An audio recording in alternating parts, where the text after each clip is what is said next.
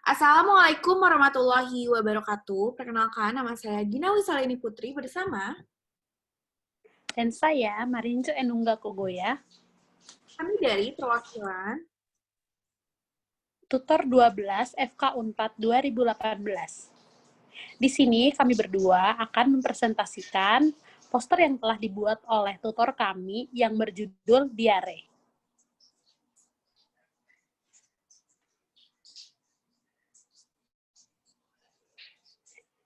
Nah, berdasarkan poster yang telah dibuat, yaitu yang berjudul diare. Nah, apa sih diare itu?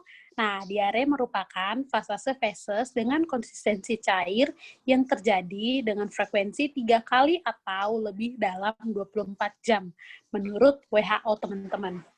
Nah, kemudian untuk diare sendiri biasanya terjadi ada yang akut ataupun kronis, teman-teman. Nah, diare akut ini didefinisikan sebagai diare yang berlangsung kurang dari 4 minggu. Sedangkan diare yang kronis terjadi lebih dari 4 minggu. Jadi perlu dibedakan ya teman-teman, kalau diarenya sudah parah berarti terjadinya lebih dari 4 minggu. Kemudian lebih dari 90% kasus diare ini disebabkan karena adanya agen infeksius. Nah, agen infeksiusnya apa saja teman-teman? Yaitu virus, bakteri, parasit, dan lain-lain. Nah, sisanya itu disebabkan karena adanya medikasi, yaitu seperti obat-obatan yang dikonsumsi, kemudian keracunan makanan, alergi, dan lain-lain. Sedangkan kasus yang diare kronis ini biasanya disebabkan oleh agen-agen non-infeksius. Itu menurut buku Harrison. Nah, penyebab utama dari infeksi pada saluran cerna ini biasanya yaitu diinfeksi oleh virus, bakteri, dan parasit. Nah, penyebab yang paling jarang terjadi itu mungkin biasanya terjadi pada keracunan makanan, kemudian alergi, malabsorpsi karbohidrat, dan kelainan anatomis. Nah, untuk berapa banyak sih persebaran penderita diare di dunia ataupun di Indonesia? Teman-teman perlu ketahui bahwa 1,7 juta kasus diare yang terjadi di dunia pada setiap tahunnya. Itu menurut WHO. Nah, kemudian penderita diare ini 8% itu penduduk di Indonesia. Itu menurut Riskesdas. Nah, kemudian gejala diare ini juga terjadi pada pasien COVID-19 loh, teman-teman, yaitu sebesar 20%. Ini menurut Hopkins Medicine. Jadi teman-teman perlu ketahui ya, gejala diare itu juga bisa terjadi pada pasien-pasien COVID-19.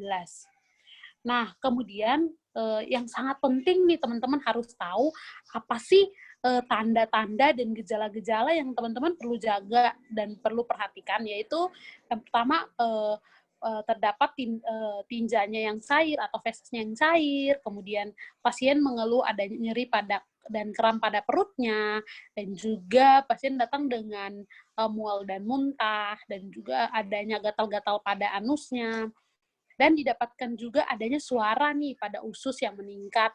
Dan pasien juga terlihat lemas, teman-teman, karena kekurangan cairan. Nah, kemudian selanjutnya untuk ada juga tanda-tanda dehidrasi. Nah, untuk tanda-tanda dehidrasi ini biasanya tergantung pada derajat dehidrasinya sendiri. Nah, selanjutnya saya akan menjelaskan mengenai klasifikasi diare berdasarkan derajat dehidrasinya. Nah, yang pertama, ini dibagi menjadi 3. Yang pertama, diare dengan dehidrasi berat. Nah, ini pasien datang dengan terlihat dengan gejala-gejala letargis atau penurunan kesadaran, di mana pasien ini terlihat kesadarannya menurun ya. Kemudian terdapat cekungan pada anterior fontanelnya, dan juga matanya terlihat cekung, pada air matanya terlihat kering, dan juga atau tidak ada. Dan pada pemeriksaan membran mukosanya, itu membran mukosanya terdapat kering, dan juga pada saat pemeriksaan turgor kulitnya yang seharusnya kurang dari 2 detik normalnya, tapi ini malah terjadi lebih dari 2 detik, teman-teman. Itu untuk diare dengan dehidrasi berat. Nah, kemudian yang kedua, klasifikasi yang kedua, diare dengan dehidrasi ringan sedang, di mana tanda-tanda yang terjadi ini pasien mengeluhkan terlihat rewel ataupun gelisah, dan juga pada matanya itu terlihat cekung. Nah, dan juga terdapat pada matanya tidak ada air mata, dan pada saat pemeriksaan membran mukosanya itu membran mukosanya kering, teman-teman. Dan pada pemeriksaan turgor kulitnya juga itu lambat, teman-teman, yang seharusnya kurang dari 2 detik, malahan ini lebih dari 2 detik. Jadi sama seperti dehidrasi berat ya, teman-teman.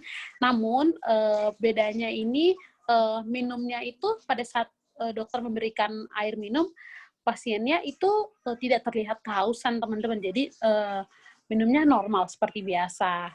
Kalau dehidrasi berat tadi itu dia tidak mau minum sama sekali.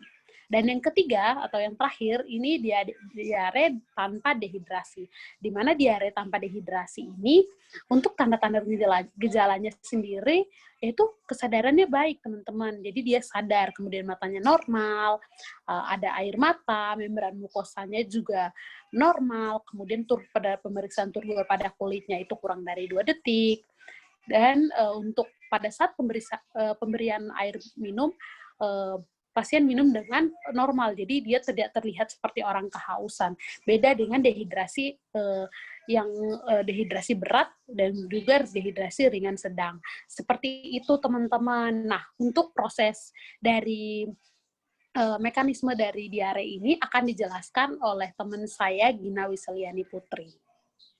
Oke, jadi teman-teman semua udah pada tahu kan kayak definisi diare, terus tanda dan gejala, terus prevalensi diare yang ada di dunia maupun di Indonesia sendiri.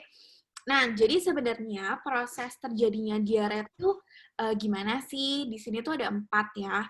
Ada sekretori, dismotilitas, osmotik, dan invasif. Nah, di mana sekretori ini, yaitu terjadi sekresi aktif air dan ion-ion ke lumen usus halus. Terus selanjutnya, dismotilitas. Dismotilitas itu, dia itu terjadi dismotilitas pada usus. Sehingga waktu transit di usus akan berkurang. Otomatis waktu untuk absorpsi air pun menjadi lebih singkat dong. Nah, selanjutnya adalah osmotik. Di sini itu dia itu terjadi peningkatan tekanan osmotik di lumen usus halus. Nah, sehingga air berpindah dari intrasel menuju ke lumen. Selanjutnya invasif. Invasif itu karena dia itu terjadi invasi mikroorganisme ke mukosa usus yang dapat mengganggu fungsi mukosa usus itu sendiri atau merusak secara langsung gara-gara si mikroorganisme itu sendiri. Nah, sekarang lagi happening banget nih COVID-19. Sebenarnya diare kalau misalnya dihubungin dengan COVID-19 itu gimana sih? Nah, jadi pada COVID itu sendiri, selain mengalami demam dan juga gejala-gejala respiratorik seperti batuk, sesak nafas, dan anosmia, pasien COVID-19 juga dapat mengalami gejala pada gastrointestinalnya, terutama itu diare. Diare itu sebagai gejala pertamanya. Kenapa sih bisa terjadi diare? Karena dia itu utamanya dia itu memiliki reseptor yang namanya ACE2 atau angiotensin converting enzyme. Nah, di mana dia itu merupakan reseptor tempat menempelnya SARS-CoV-2 yang terekspresi di sel alveoli tipe 2 maupun di sel enterosit di ileum itu. Nah, sebenarnya efek infeksi SARS-CoV-2 pada enterosit itu apa aja sih? Yang pertama, dia itu mengganggu permeabilitas sehingga terjadinya malabsorpsi. Nah, kedua, terjadi modifikasi enzim sehingga dapat meningkatkan kerentanan terjadinya inflamasi pada usus dan diare. Selanjutnya, terganggunya sekresi antimikrobial peptide yang berdampak pada terganggunya komposisi mikrobiota di usus sehingga dapat meningkatkan kerentanan terjadi inflamasi pada usus dan diare. Nah, tetapi sebenarnya masih butuh penelitian lebih lanjut ya teman-teman untuk menjelaskan mekanisme lebih jelas hubungan infeksi virus ini dengan terjadinya diare dan juga hubungan antara gejala respiratorik dan juga gejala pencernaan. Nah, setelah mengetahui mekanisme, terus hubungan dengan COVID-19, kita akan beralih nih ke pengobatannya, ke orang-orang yang terkena diare ini atau treatment lah sebutannya. Kita fokus ke 5 pilar tata laksana diare menurut WHO. Yang pertama adalah diberikan terapi rehidrasi, itu penting banget teman-teman, karena untuk memelihara keseimbangan cairan dan elektrolit. Kedua, diberikan suplementasi zinc. Ketiga, nutrisi. Nutrisi di sini kan dimaksud adalah makanan lembut dan juga rendah serat, karena kalau misalkan orang diberikan nutrisi, otomatis dapat mencegah malnutrisi, mengganti nutrisi yang hilang, dan mempercepat proses penyembuhan dan pemulihan. Jadi memilih makanan-makanan lembut dan juga yang rendah serat gitu. Nah, diberikan juga antibiotik selektif jika terdapat tanda-tanda infeksi pada orang tersebut. Nah, selain itu juga diberikan nasihat dan penyuluhan, dan diberikan terapi tambahan, yaitu spasmolitik atau agen anti diare yang dapat mengurangi motilitas usus, contohnya seperti opioid dan juga muscarinic reseptor agonis. Nah, teman-teman di sini kita sudah mengetahui kan diare itu apa, tanda-tandanya apa, mekanisme terjadi diare bagaimana, treatment seperti apa, ini penting banget nih. Pencegahan, jadi supaya kita itu dapat mengurangi nih prevalensi terjadinya diare di dunia maupun di Indonesia sendiri dengan melalui pencegahan. Jadi kita bisa hati-hati dengan diri kita sendiri dan kita bisa mengedukasi banyak gitu orang-orang supaya tidak terjadi diare. Teman-teman bisa lihat sendiri di poster yang telah kelompok kami buat. Di situ, yuk kita hidup bersih. Di mana bersih itu kita bisa dipisah-pisah menjadi B, E, R, S, I, H. Di mana B, E, B. Beri ASI eksklusif selama 6 bulan. Karena ini penting banget ya, di mana ASI itu harus diberikan selama 6 bulan awal-awal, makanya disebut dengan ASI eksklusif. Jadi untuk ibu-ibu semua yang menonton poster edukasi dari kami, jangan lupa untuk memberikan ASI kepada anaknya, seperti itu. Nah, selanjutnya R, yaitu rajin mencuci tangan, karena selain itu kita dapat mengurangi terkontaminasinya bakteri-bakteri atau virus-virus yang menempel pada tangan kita sendiri, seperti itu. Nah, S di sini selalu gunakan air bersih, di mana selain kita mencuci tangan, harus memastikan airnya bersih juga. Jangan kita mencuci tangan tapi airnya kotor, ya sama aja, bakal terkontaminasi juga gitu. Nah, I di sini adalah memberikan imunisasi lengkap untuk mencegah infeksi seperti imunisasi campak, vaksinasi rotavirus, dan lain-lain. Nah, H di sini adalah hindari makanan mentah, karena di sana banyak banget ya mikroorganisme yang lain-lainnya seperti bakteri dan lain-lainnya. Nah, selain itu juga kita harus memberikan good personal dan juga food hygiene, kita memfokuskan kepada higienitas. Terus kita memastikan sanitasi yang baik, jamban yang sehat, terus diberikan. Dan juga untuk teman-teman semua yang sudah menonton penjelasan poster edukasi kami berharap teman-teman semua dapat memberikan edukasi kepada teman-teman kalian yang ada di sekitar kalian, supaya tahu, mengetahui apa itu diare, bagaimana untuk penjaganya, bagaimana untuk mengobatinya. Supaya diare ini intinya berkurang lah terjadinya diare gitu. Jadi kita bisa lebih hati-hati untuk diri kita sendiri maupun kita menjaga keluarga kita sendiri, teman-teman kita sendiri. Nah, cukup sekian penjelasan dari kami berdua. Mohon maaf tadi teman saya Marince mungkin dia sinyalnya sedang jelek, sedang bermasalah ya teman-teman. Cukup sekian penjelasan poster dari kami tentang diare ini. Semoga ilmunya bermanfaat dan dapat dipakai untuk teman-teman sendiri dan dapat mengedukasi teman-teman yang lain. Wabillahi taufiq wal hidayah. Wassalamualaikum warahmatullahi wabarakatuh.